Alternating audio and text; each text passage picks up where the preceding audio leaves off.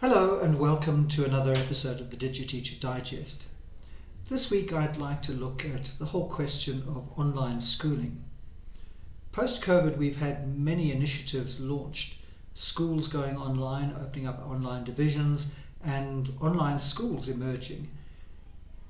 I think COVID gave us a sense that first of all going online was a necessity at one stage and secondly of the possibilities of going online. Now these possibilities were explored in quite a lot of detail in the MOOC space, in tertiary education in the mid-2010s, and what lessons can we learn from that? And in particular about the pedagogical models that we might be looking at for online schooling. So I think the MOOC dream, and it was supposed to be a disruptive technology, much like Uber or any of those new technologies that came along and disrupted traditional industrial models. A little bit utopian perhaps, but the dream was that you could have quality online instruction, free largely, or much cheaper, available to a very wide audience, including those who might not otherwise have had access to that kind of quality tertiary education. So you can have a master teacher, a superstar lecturer, for example, creates videoed lectures, opens up a massive open online course. You could have hundreds of thousands of people joining the course. They listen to the lectures, they answer quiz questions, which are automatically graded and so on. They submit assignments which are peer assessed, and in that way you can offer quality education to, well, everyone on the planet potentially. I think the promise of MOOCs has largely not been met, certainly in terms of it reaching the vast majority of people. What the research tends to show is that there was a higher dropout rate. Now, partly that dropout rate is because a lot of people ordered courses. So, for example, I'm a bit of a MOOC junkie. I've taken quite a few courses.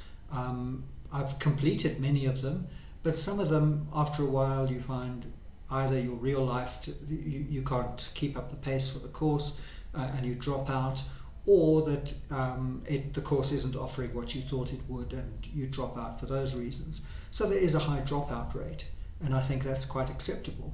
If you are reaching hundreds of thousands of people at a time, if only 10% complete the course, and that's about the rate at which they're doing it, that's still tens of thousands of people who are completing a course at any one time. That is absolutely fantastic.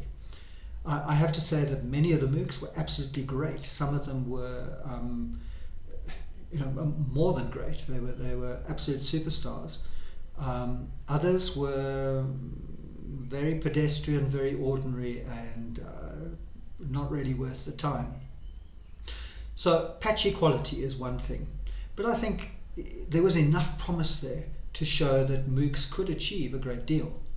And certainly some of the courses I took, for example, the ModPo, Modern and Contemporary American Poetry, was a fantastic course.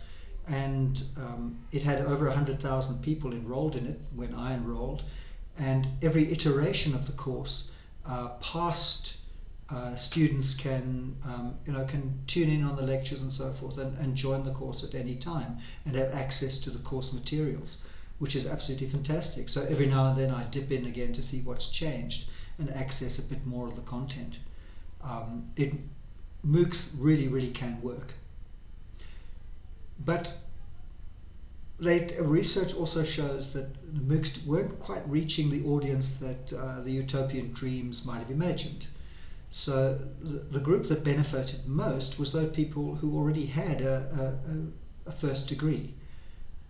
It didn't really offer a way for a vast majority of people to gain a first degree.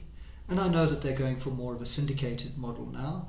So the original course content is now syndicated under different organizations, and that model might prove more successful over time. I don't know. But I don't think that is obviously so much of a problem in terms of lifelong learning. Once you have a first degree, I think the model works absolutely fantastically because you can dip into any content and you already have foundational knowledge which allows you to take that content on board and really process it. But where I think the promise of MOOCs has failed largely is in feeding into an idea that the future of education is going to be a lot more flexible, a lot more modular with just-in-time knowledge. So in other words, you can do away with universities as large institutions offering degree courses with students coming in onto campus and sitting in lecture theatres and doing courses like Mathematics 1 and stuff like that. And instead what you can have is a much more modular design. So instead of having Mathematics 1 as a kind of laid out course, you can have that broken up into much smaller units, and then people can take those units of work and they can access it from many different sources and use a kind of blockchain like certification process which can build over time and allow people to gain a degreed qualification. And I've heard this model touted a lot at conferences, especially from business leaders. It seems to be the kind of favoured model. I've heard business leaders say things like, we don't want people with qualifications. What we want is people with problem-solving skills. Now, I'm not sure how you can solve a problem in an area that you aren't qualified in. I don't think problem solving is a discrete skill that you kind of bring to the table. So I might be an excellent problem solver in some areas. You throw an engineering problem at me, and because I don't know anything about engineering, I don't think I'd be very successful at solving those problems. Problem solving skills are defined within a subject field, a subject discipline. So the whole kind of modular idea of kind of flexible, just-in-time knowledge that you need to learn coding for your job, for example. So you can take a quick 2-week course on how to program in Python, and then you're set up. I don't think that model works at all, really. Taking a 2-week course in programming is not the same as taking an honours level degree course in computer science. You don't learn really solid programming habits. What you learn is the syntax of how to program in Python. And if you've already trained as a computer programmer, if you already have a computer science degree, for example, to learn a new language, sure, a little short course over the weekend or something is great for that. You learn the particular new syntax of that coding language. Or if you were a trained historian and you're well versed in how to look at evidence and how to interpret that evidence and construct historical narratives, to think that you can take a few lecture course in Mesopotamian pottery and become an expert in Mesopotamian art, I don't think so. But I think there's another reason for objecting to this model, and that is built really on an understanding of the pedagogical model behind education. So a lot of what's been going on in the universities quite recently is an attempt to de-skill lecturing. So if you have a master teacher, for example, and you've got a video explaining quantum physics, for an aspect of it in excellent video, fantastic. Well, that's absolutely great to have that. But it doesn't mean that you can then do away with all the lecturers in all the universities around the world and have just that one video, and that is the teaching and the content, and then have an army, for example, of relatively unskilled tutors. That de-skilling of teaching, I think, would lead to disaster. And the reason it would lead to disaster is because the pedagogical model is wrong. Knowledge is not a set of discrete ideas or concepts, and you get the one and then you can get another one over here and another one over here. It's built on the interrelationships between bits of knowledge, between concepts. It depends on how those ideas are constellated. And different people will constellate those ideas differently in their own heads. You know, the whole foundation of a constructivist understanding of learning is that we observe the outside world and then we construct knowledge of that world in our heads. So everyone has a slightly different understanding of that world. And that's, you know, I think that's absolutely plain. Skilled teaching is about how to scaffold that process. If you just exposed everyone in the world just to a stream of videos with content, you know, endlessly playing before them, you know, kind of like science fiction story where teaching involved putting on a headset and, you know, very quickly the whole history of the world would flash before the students' eyes and they would understand world history, is nonsense. Because an understanding of history is not based on individual, discrete sensory input. It's built on understandings and concepts which are built over time and which are relational. So, you know, I can't see any kind of attempt to de-skill teaching as being successful in any way. All students need access to skilled teachers, people who are going to be able to guide them through the process, scaffold that learning very carefully over time. And I can't see a way around that. So for all of these reasons, I think what's been going on in the university space and with MOOCs and everything presents a pretty poor model for secondary schools when they consider going online. I think in any case, would be widely recognized that the older you are, the better able you probably are to cope with discrete videoed information.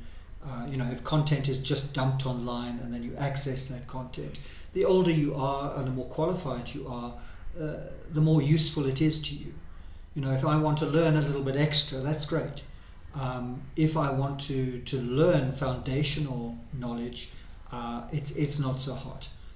And obviously in secondary school, and then going back to primary school even more so, you need a lot more skilled teaching to build that knowledge inside every person. So I don't think that kind of MOOC idea offers a very good model for online schooling, and I don't think what they're intending to do in the universities offers a very good model. And yet I kind of sense that for many of those engaging in moving into the online secondary school space, that kind of idea that you might be able to save money by de-skilling the profession, the teaching profession, is kind of uppermost in their minds. You could get a master teacher to create a body of content. You could post that online, and then your students, a much larger student body, perhaps paying less for the privilege, but nevertheless it would save you money in the long run, accessing that content, and wow, you've got a disruptive model which is going to make you a lot of money and be good for the country or whatever it is. For all the reasons that I've laid out before, I think it should be obvious why I don't think this model is going to work. Students need a lot of care and attention, not least in the pastoral sphere, especially, you get young kids, teenagers, a lot of it is about social development, and you can't get that just sitting in your room watching content which has been created by some master teacher, no matter how good that content is. You need help from teachers to mediate that content, make sense of it, and help you build a solid knowledge foundation. So any pedagogical model used in the online high school space needs to take that into account. What I think worked during COVID in terms of teaching, where it did work, was teachers put in a lot of work. Teachers were online giving courses. They were spending more time than in a face-to-face environment, and they were putting a lot of pedagogical work in there. trying to reach out to students where they weren't able to reach students in a whole class situation. There was a lot more one-to-one contact, and it was teachers going online with their cameras switched on, speaking to students, presenting the content, and helping students to understand it. That's skilled teaching, and you can't lose that. You can't throw that baby out with the bathwater. And I think the pedagogical model that we need to adopt when any school thinks about opening an online division or opening an online school, it needs to be based on skilled teachers connecting with a particular group of students, much like you see in a traditional classroom. The medium might be online, but the pedagogy pretty much has to be very similar to what you find in a face-to-face classroom. Direct content, a lot of time spent scaffolding and helping students to mediate whatever content is being presented. Of course, you can use tools such as excellent videos, perhaps made by master teachers, but you still need skilled master teachers in every classroom. Teaching standards are often under attack because I think everyone has experienced a bad teacher here and there. What I think is being left out is just how many excellent teachers there are really making a difference in schools. And that's the kind of forgotten story in the narrative. Often technology is seen as a way of getting around the problem of bad teaching rather than as a tool for improving teaching. And I think we have to insist any online schooling model is going to be based on teachers, and it's going to be based on direct contact between teachers and students. If you've enjoyed this content, please consider subscribing to the channel, sharing widely, liking, and hitting the notification bell to make sure you never miss an episode of the DigiTeacher Digest.